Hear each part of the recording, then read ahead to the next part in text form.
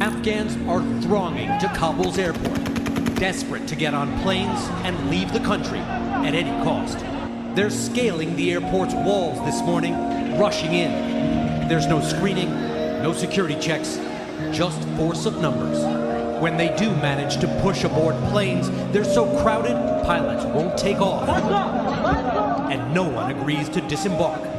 It's all happening just a few hundred yards from the military side of Kabul airport, now separated by a row of barbed wire from the civilian side in chaos. The military side is where the U.S. is staging an elaborate evacuation of American diplomats from the embassy. But even here, Afghans managed to push through, willing to cling onto an aircraft as it took off, rather than stay in Afghanistan.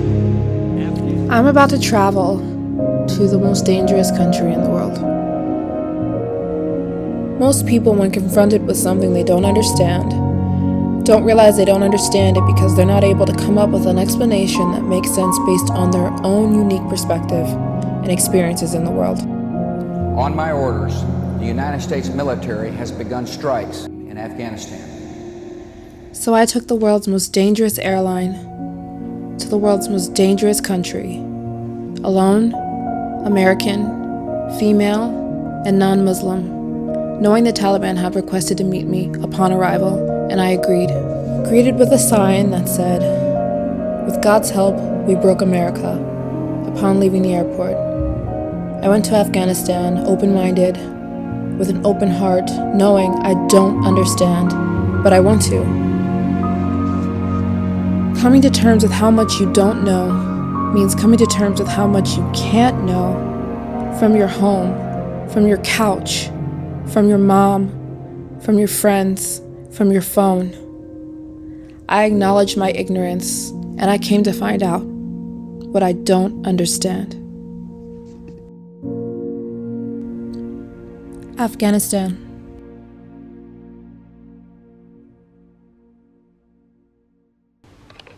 You guys, long time no see. Welcome back to my channel.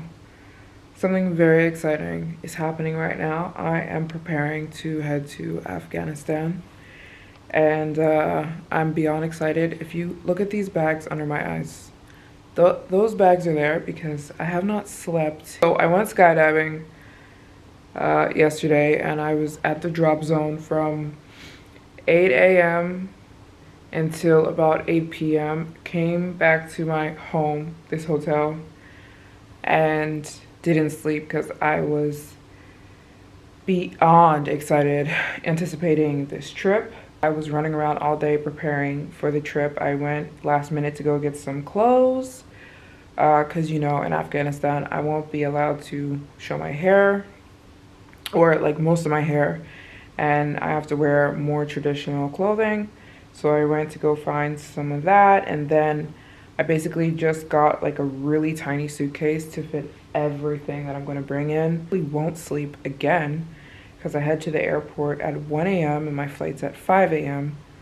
So yeah, not a whole lot of sleep going on, but a lot of excitement. So yeah, I'm basically all the way packed here. I went and got a really cheap bag here today because I don't want to bring anything designer, and I've kind of been emptying all of my stuff. I don't want to bring anything too expensive just because I feel like it's a bit tone deaf. But everything I need, obviously my iPad, my laptop, headphones for editing, because I don't think I'll be allowed to listen to music there. I don't know, I'm not 100% sure. Then I've got my camera case, I've got my other camera, I've got my big guy, my big lens, and a bunch of travel size stuff because, like I said, I'm only bringing a really tiny suitcase. The suitcase is super small. I don't know how I'm going to be reacted to, but like I said, I'm expecting all great things. The people I've been in touch with in Afghanistan have been nothing but nice to me, and they said I'm going to love it, and they said people are going to be welcoming and super kind and happy that I'm coming. So yeah, we'll see what happens. It was an interesting experience getting on this flight to Kabul. When I sat at my gate, everyone was staring at me and saying, "You in the right gate? Afghanistan?" And I would say, "Yes." And they'd say, "UN?" "Are you in the UN?" And I said, "No, I'm just a tourist." And if you could see the look on these people's faces. I was a little uneasy knowing Cam Air is not the best airline in the world. They've been operating for 10 years and have had a ton of fatalities. They're banned in Europe for that reason. They don't pass inspection, and apparently they're not good planes. But I had no other option. Every other airline stopped operating to Afghanistan since the Taliban regime. From Dubai, the flight to Kabul was exactly 2 hours. I had a very overwhelming feeling landing in this airport, knowing everything that went on just last year. I don't really know what I was feeling. I can't really put it into one word or one emotion.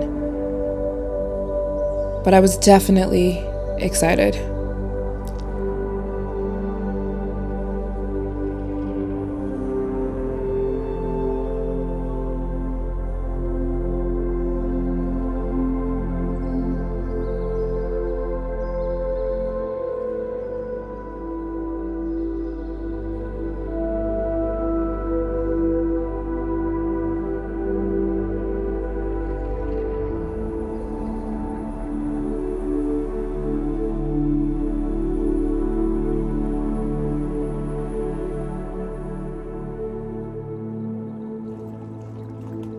I had my first encounter with the Taliban at the airport. They were looking at me a bit weird, but I later understood it was because of all of my color, which my guide then told me to change as soon as we got to the hotel. Apparently color attracts men, so here in Kabul, where the Taliban are most prevalent, it was a good idea to change. Hi, good, how are you? How's your trip? Good, you're Maryjane. This is my tour guide, Maryjane, of the Tajik tribe in Afghanistan, but more on him later.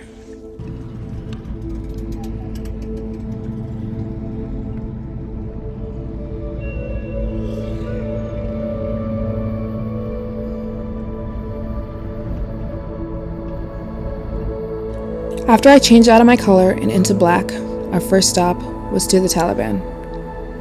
These were tourism Taliban in charge of all tourists, and they basically gave me permission to be here.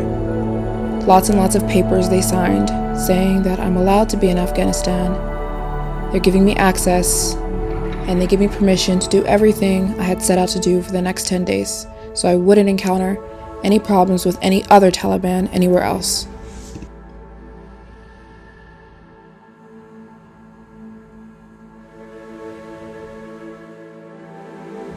I have to say, the first day riding through Kabul was so surreal. It looked like a regular town with regular people. People looked happy, people looked busy. I don't know what I was expecting, to be honest, but it was a surreal thing to be driving around Kabul. These very cute kids came up to the car, so excited to see a foreigner. That one had just said, "She's so beautiful." They were super sweet, and they were trying to sell me grass to smoke. I was not interested. We then head to Chicken Street, which is a street with a bunch of birds that you can purchase as a pet if you'd like. Afghans love birds as pets, so if you want to get a bird, you come to Chicken Street and you buy one. How cute.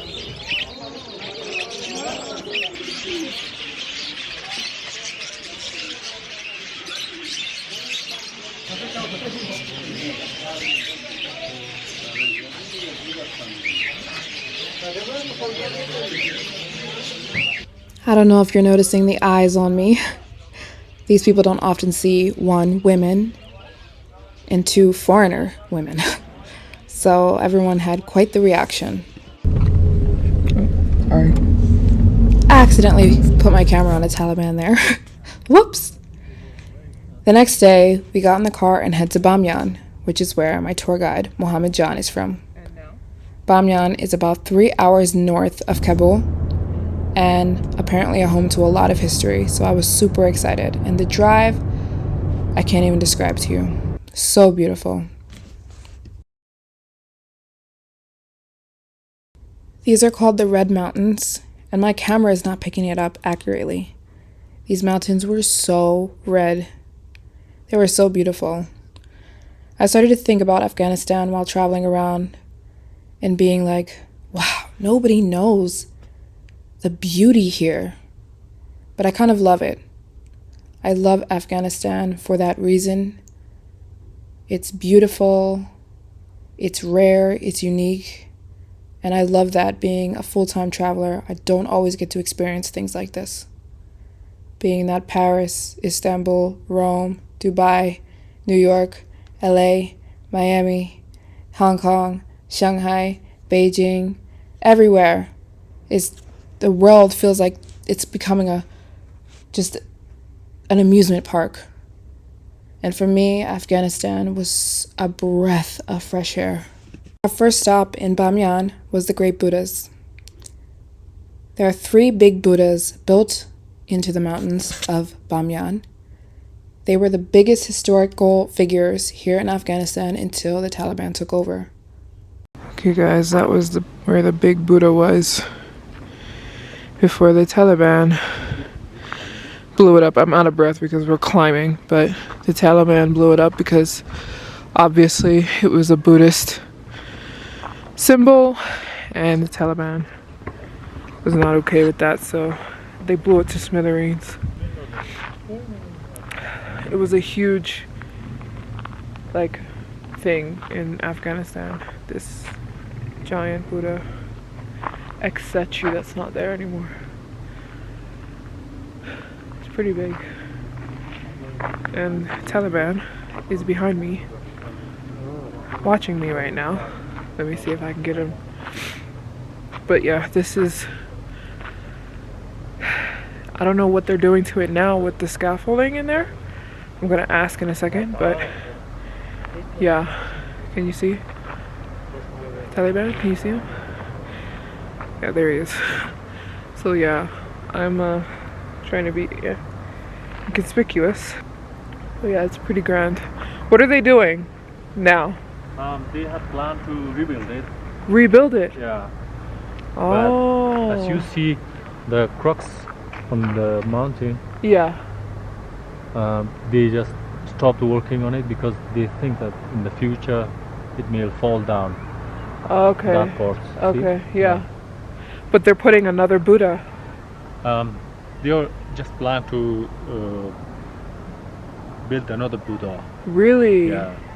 Japan is trying to build the other Japan? Buddha because, yeah, that is better than this.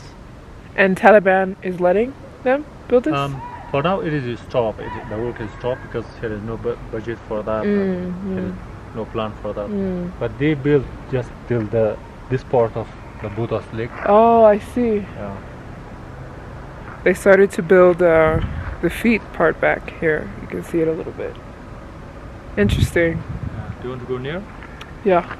Yeah. Muhammad Rasulullah means Allah is one and Prophet Muhammad is his prophet. Oh, and that's Taliban, yeah? Yeah.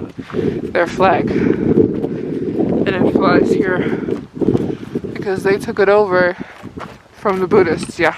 And these were houses too? It was houses. It was houses. At the beginning, it was a temple. Oh, okay. These are rocks that fell? Yeah, these are the rocks.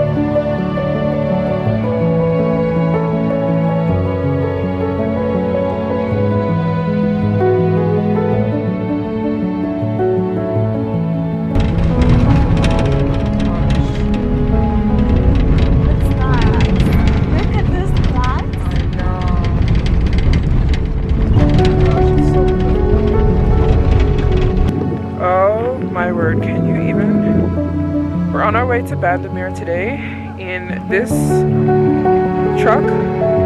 It's about a 3-hour drive from Bamyan. We're like halfway there, but we stopped here because this is like the beginning of the lake that we're gonna go to. But I can't even explain to you guys how freaking beautiful this is in real life. Like, I haven't seen anything like this before. It's cold. I have the best company with me. I'll introduce you to her. She is an Afghan woman and she wanted to meet me today, so she came along with her father. And yeah, we're just having the best time and it's so cool to be here. Like, look at this. Like, I can't. Look how beautiful. I'm ready. Yeah, finished. Okay.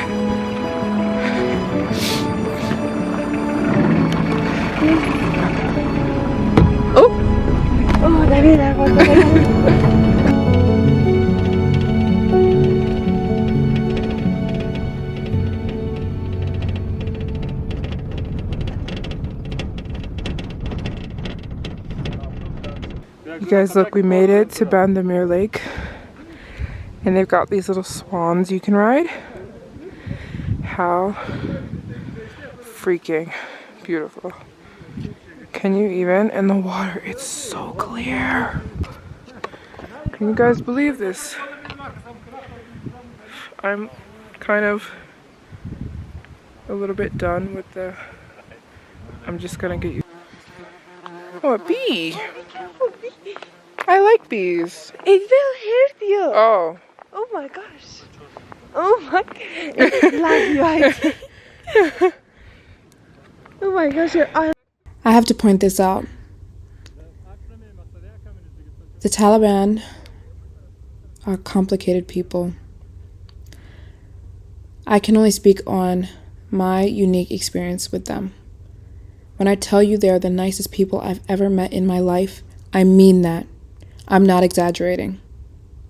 They are the kindest people I've ever met in any country. They went out of their way to tell me I'm safe. They've got my back. If I need anything, I can contact them. Not all Taliban are created equal, obviously. Not everyone's the same. What I've heard from the Afghani people is the new generation Taliban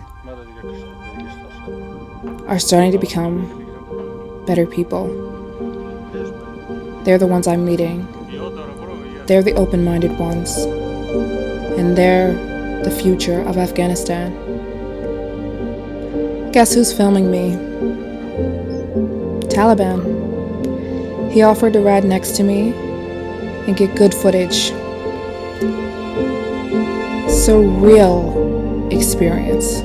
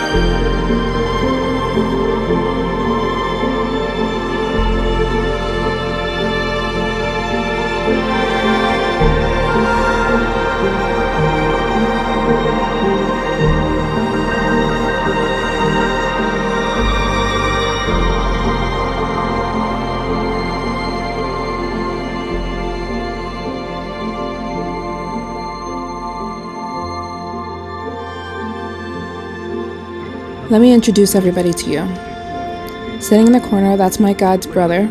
He drove us. Sitting next to me, that's Roya.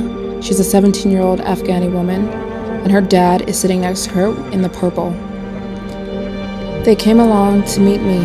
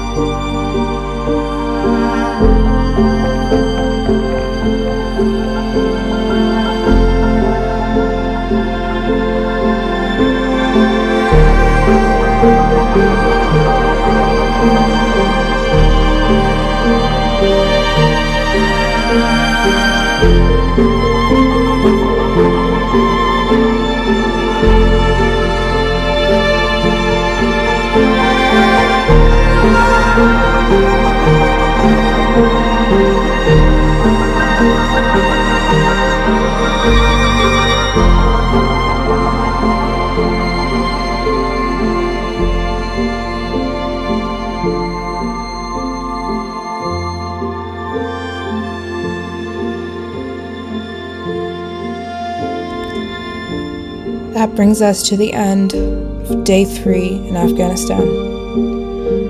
Please stay tuned for my following videos, as I feel so much has happened on my 10-day trip, and so many things deserve their own unique video. I can, without a shadow of a doubt, say this was the best trip I've ever been on in my life, and I'm so excited to share it with you. See you in the next one.